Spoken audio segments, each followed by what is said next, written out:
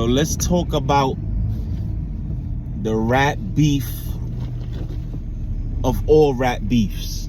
Okay? A lot of y'all, if y'all in your 20s, y'all definitely ain't gonna respect it. If y'all in your 30s, probably still don't understand. But if you in your 40s, you understand. And the thing is this, man. Over the years, rap got more, and hip hop itself got more like general for everybody. But it was a time when West Coast had it. It was a time when the new sounds was the different coasts. And we know East Coast took it and we never, I mean, we always had it. But it was a time when West Coast music was popping. It was a time when South music was popping, and now it's everything is popping, right? We understand it. We respect every part of the country now because we understand, right? But that's before the internet. And when it was before the internet, things was way more authentic, because if everybody over here did things this way, it's because everybody around them did stuff in that way. It's not like you could check online and see what other people are doing other places and mix that in with your style and do this and that. It was none of that. All style between coasts, even boroughs, even states was different. And you was able to tell the difference between each just based off that, because everything was local. So I say all that to say, right? The last real beef, and the only real beef I know of my time, was Tupac and Biggie. And Pac was repping the West Coast and Biggie was repping the East Coast, right? And let me tell you why this is different than every other rap beef. You be like, oh, Drake and Kendrick, oh my God, it was a big thing. It's nothing. It's nothing. It's nothing, because Drake is representing what? Canada? Canada is what? Listen, it don't matter. When Biggie was repping Brooklyn, everybody in the world knows Brooklyn. Everybody in the world knew Compton, California. Those two areas represented the pinnacle of each coast. And when I tell you how the style was so local, right? This is why when you see when Big died, he had the super big parade through Brooklyn. Because everybody identified with him, because he was exactly what we was. Down to everything from him being Jamaican, any and everything. He represented what Brooklyn was. It was certain coaches that represented Brooklyn. Jamaican was one of them. He was a rapper. He was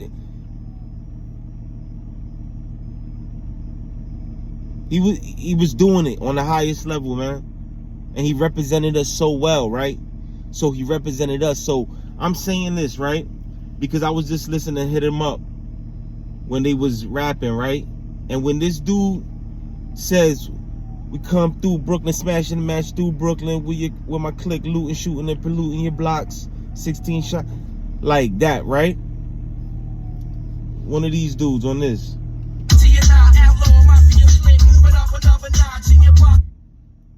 Right, like, when he was talking like that, right? That was a time that if this dude was in Brooklyn and dudes saw him and knew who he was, he would never make it to wherever he's going. That was that kind of time in Brooklyn. This is what I'm trying to say. The rap now, yeah, beefs. These hoods have beef with these hoods for no reason, whatever. Right? But I'm talking about when a dude could say stuff like that, right? And it identify with dudes to the point where it's like, what? This dude talking about what? He gonna do what to Big? What? Big representing what we represent? You crazy? You coming to Brooklyn doing what?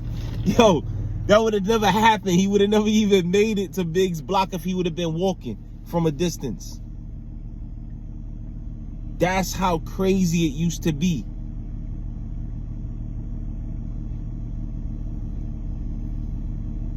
And that's why that beef was the biggest ever. There's no other beef that was like that. And that could be like that now in this time. Because people not identified to where they from so much like that anymore.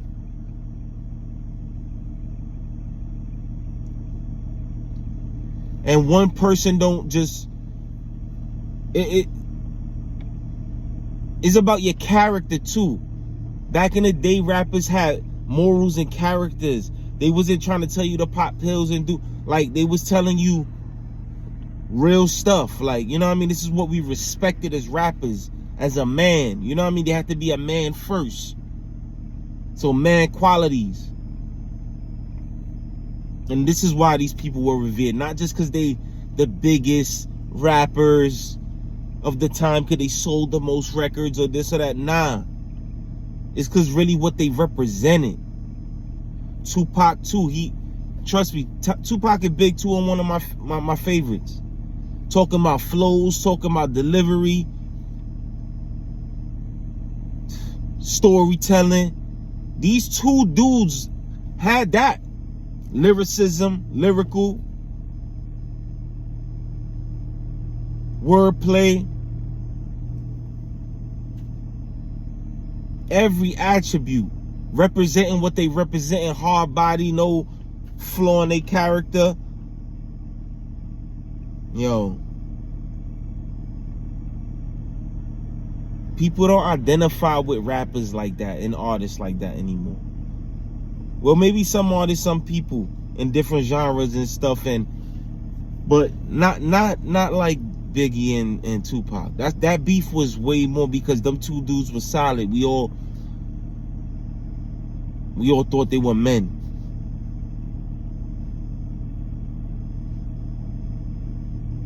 Good representations of men from where they from.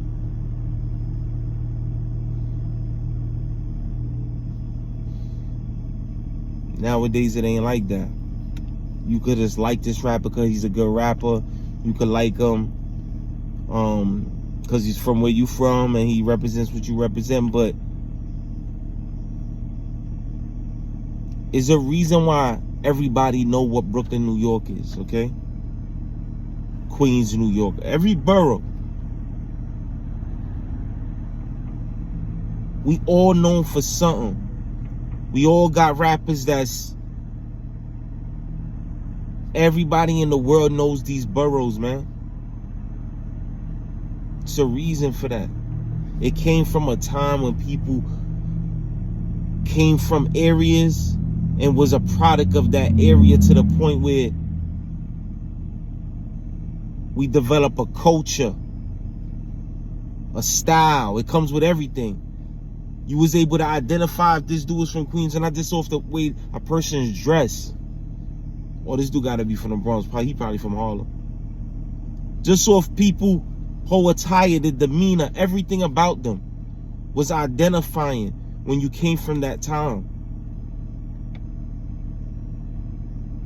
Now, as long as you listen to a certain type of music, y'all could all dress alike. Y'all could be from different areas, but y'all all similar.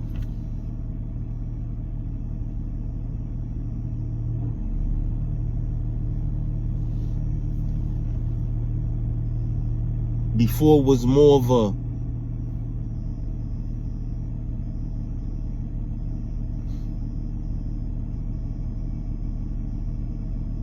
This was the roots, man. Y'all gotta try to understand that, man. And that's why you gotta pay homage. If you proud to be from where you from, Brooklyn, Queens, any of the boroughs, Compton, you know, Bay Area, you know, Houston, Texas, like Chicago. Like if you from areas, Miami, Florida, and you come from a time that you are from that, you from that where you from, don't let nobody make you seem like that is whack, which I know you know it ain't whack. I mean, you know, anybody trying to downplay that is like, how did we get here? if we didn't come from there. Every area is known for stuff, man. But I'm talking about Brooklyn, New York, man. Trust me. Biggie, yeah. Tupac, fire. We know he was one that was representing where he was at, not where he from. But he was going hard.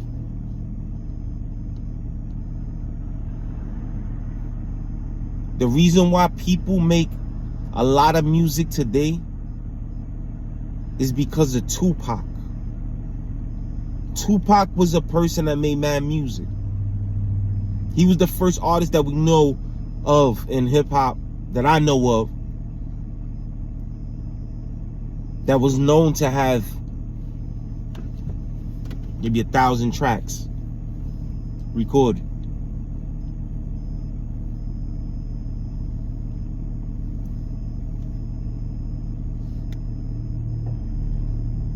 He started that for artists. Because after he passed, he had mad music left. And people was like, oh, that made sense. Not to say he was planning on passing, but he was making that much of an impact. He was that involved. He was that in the loop to make that much music. That versatile. That artistic. That everything. He had it. He had everything it took to be a superstar, which way he was. And Biggie, the same thing.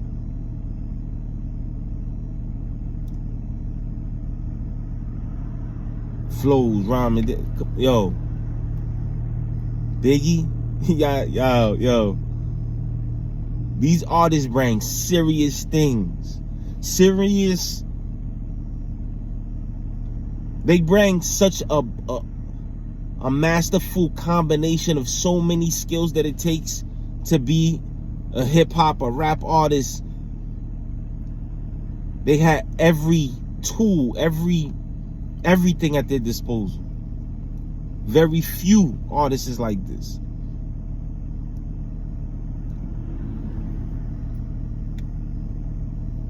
Very few.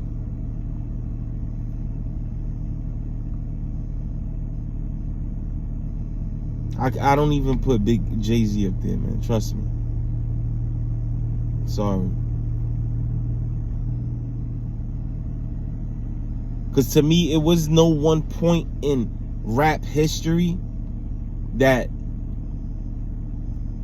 JayZ just was like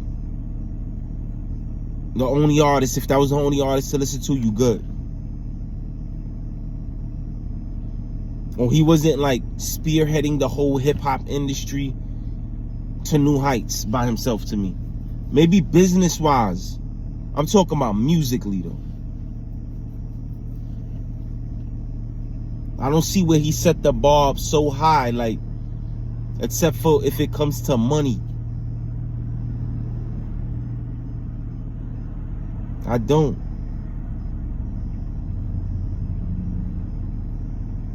I never saw it, man. I seen what a lot of different artists did in rap and hip hop. And besides wearing Yankee hats and button-up shirts, which is the classic old school, old head attire with the Air Force Ones probably, or like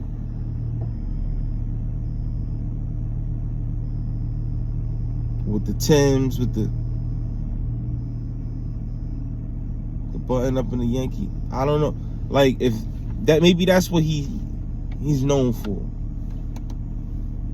to me. But nah, that was the biggest hip-hop beef ever, man. Biggest. It was so impactful. It was so personal to everybody.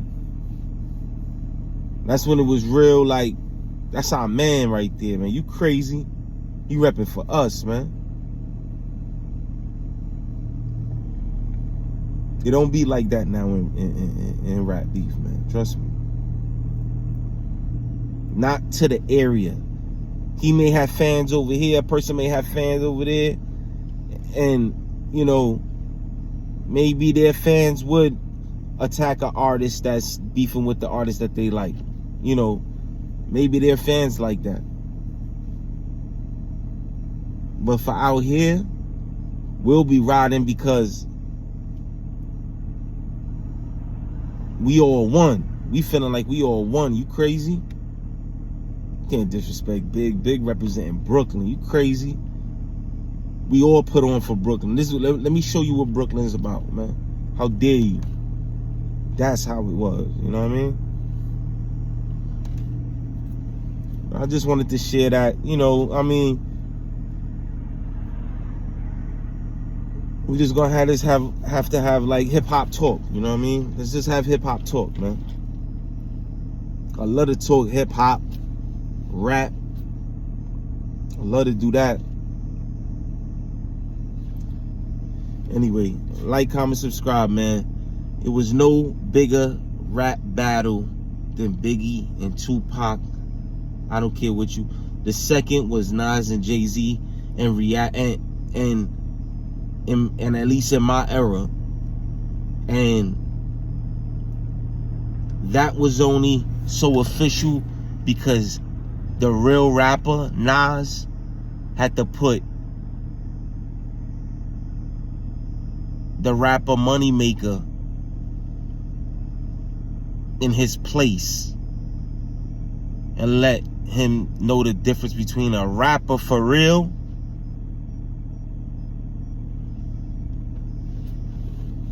and a rapping money dude.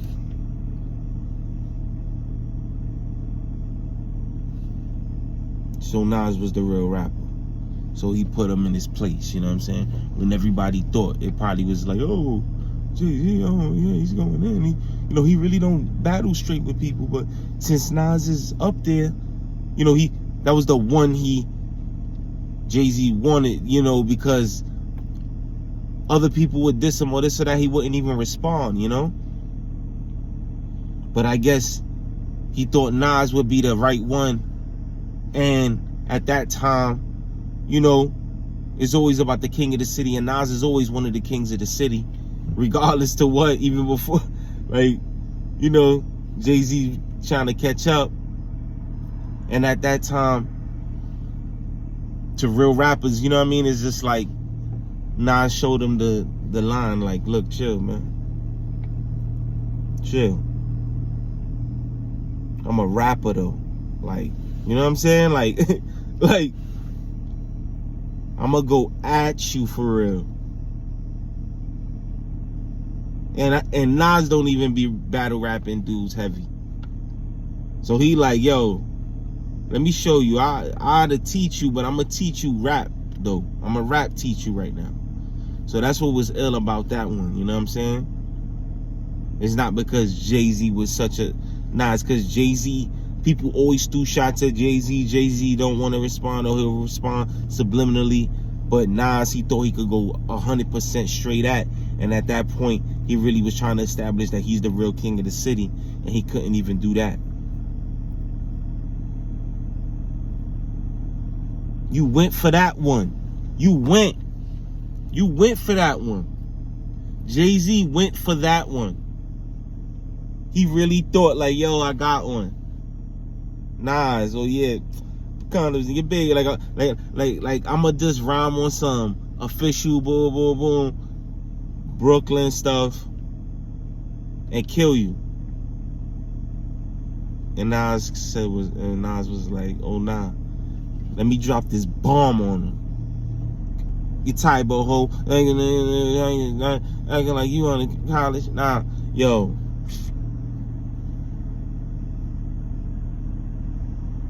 Nas went in on him.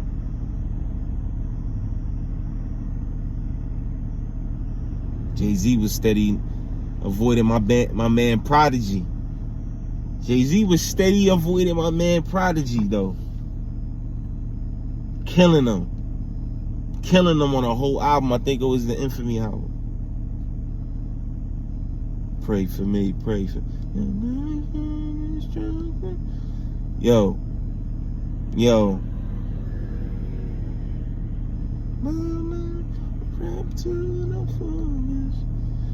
Yo.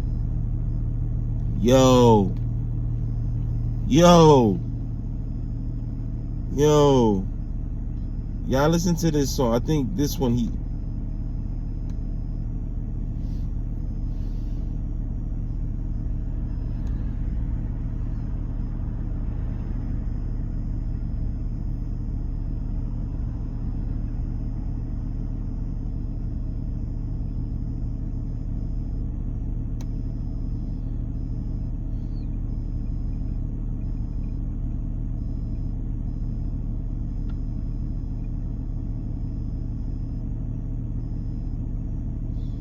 Yeah. Pray for me, pray for me, pray for me. Ooh. When you Prodigy. Yo. Listen to that song, man, I think. But anyway, don't even listen to the song. I just got in the zone. Prodigy was going at his top heavy at one time. At JayZ, JayZ just stood quiet though. You know, he didn't want to give him no attention. Like Prodigy ain't Prodigy. You know what I'm saying? That's the problem with things with him. You know what I'm saying? But it's all good. But when he took his shot, look what happened. Come on, man. Brooklyn ain't rocking with that, man. You know what I'm saying? I mean, don't get me wrong, whatever. Whoever want to be, you know, that's your favorite artist, that's your favorite artist, it's all good. Whatever. You got your reasons. I'm just letting it know what it really is, though. You know what I'm saying?